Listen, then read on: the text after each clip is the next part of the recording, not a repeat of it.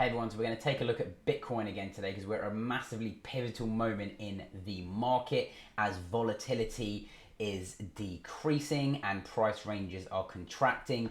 And I definitely think a big move is incoming for Bitcoin. Now, in the short immediate term, whichever direction Bitcoin decides to break out here, like I said, I do believe it's going to be quite a volatile and violent move.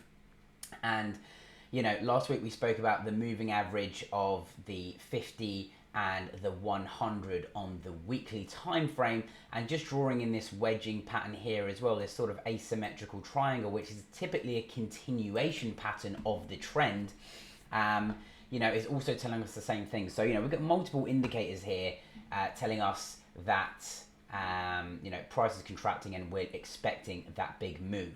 Last week was a reasonably decent week for Bitcoin with another green candle close, but again, it was just a lower high, and the macro time frame I still think is telling us, okay, that there is no reason to be bullish here or to expect any kind of, move to the upside from here, and that the bias is still down, right? I wouldn't be tempted to, look at these fake moves that we've seen moving up as any sort of sign of strength, in my opinion.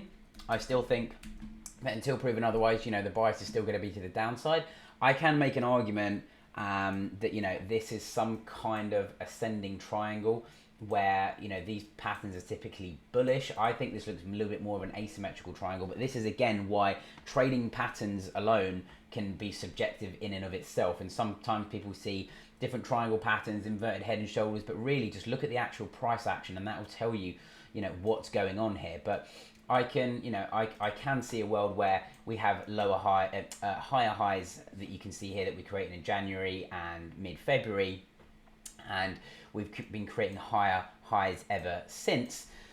But I do still think we've also been creating lower highs, right? So that's why I'm also leaning towards more of that sort of asymmetrical triangle sort of shape where, like I said, just look at the price action and that will give you an idea of what's actually happening. I don't think this is a clear ascending triangle. And let me give you an example. Back in the last bear market, this to me is a clear ascending triangle. You can see this clear defined range that Bitcoin cannot get above, but the lows, okay, over here are getting higher quite noticeably, very nicely, and it's almost like if you draw it out, you can see that pattern is playing out really nicely, and you can see that each sell-off was getting weaker. The first sell-off back in 2018 was the low, okay, and then we tried to retest, and then we grinded our way down. There was no like massive big candles to the downside, and then we got bigger candles, nice big candles moved to the upside, and essentially started to grind our way up, and that's,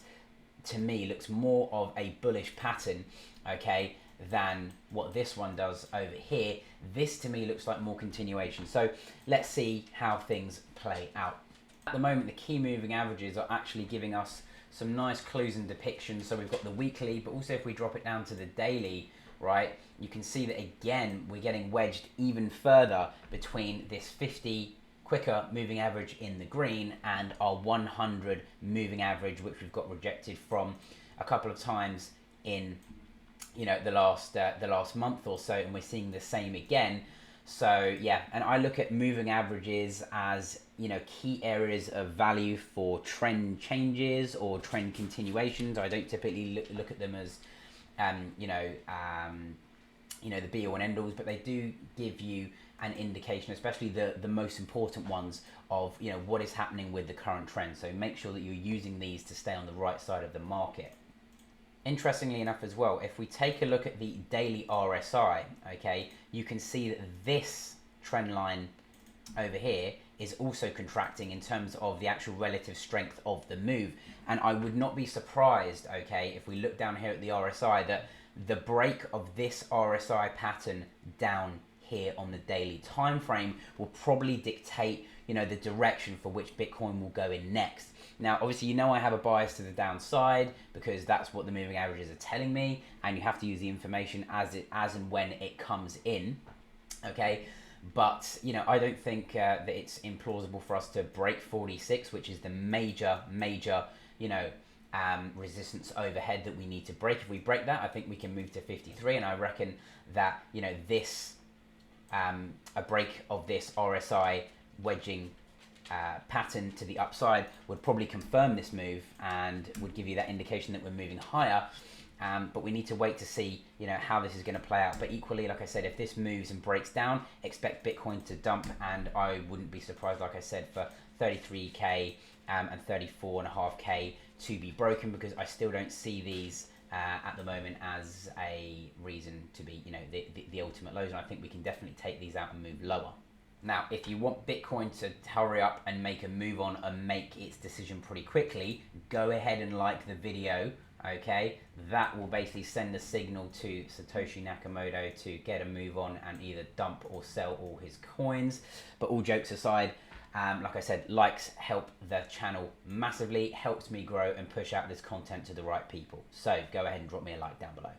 Now, there's a lot of indecision in the market at the moment, and we can see that because price is pretty much doing not much at this bottom end of the price range for Bitcoin. But if we take a look at the DXY, it's largely continuing to show, you know, quite a lot of strength. And I've just left these lines in from last week that we spoke about, you know, because we might potentially be ranging here, okay, from the bottoms of, you know, $88 to $89 up to those highs of maybe like just over 100 at about $103 or so. We've also got a horizontal resistance here at bang on 100, okay, that we've seen in the past before. So we just want to look out for these key levels to look out for on the DXY, because remember, that is what also helps dictate the momentum, and if it's a good environment for Bitcoin to be performing in, because when the DXY is uptrending, we're typically, you know, under pressure in risk asset markets, even in equities and crypto, of course. So just to give you, you know, a little bit of food for thought as well, is that if we were to move up here by about 2% and reach and tag some of these highs that, you know, bang on 100, that, you know, typical 2.5% moves in the DXY have typically been pretty strong in the past. And you can see when we got the last one at about January, mid-January, coincided with that massive move in Bitcoin dropping down to 34,500, down from about 45,000. So, you know, these moves are nothing to be scoffed at for the DXY. So that is my quick update on Bitcoin to keep you on the right side of the market. Like I said, you know, we're still below all the key moving averages. And even if I bring up the Fibonacci, we're still pretty much, you know, below the 21, and, you know, still wedging and contracting in price. So long as we're down below here, the 21 EMA being the most important, you know, moving average for me, then, like I said, bias is still to the downside unless proven otherwise.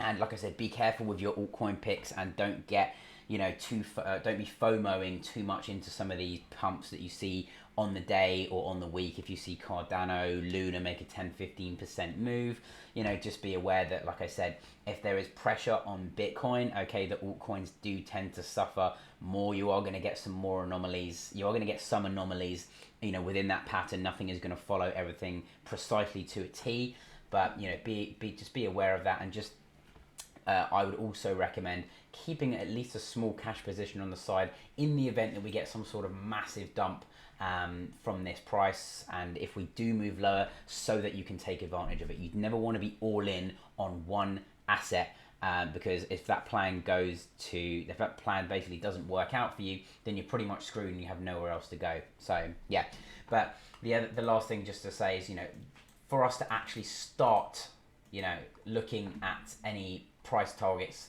to start challenging 46, we want to take out some of these weekly these weekly highs that we've created in the past few weeks as well, because you can see that overall we're still moving down, and unless we, again, as long as we're below 42,500, then I don't see there is a lot of momentum to be you know, pushing Bitcoin into higher prices here.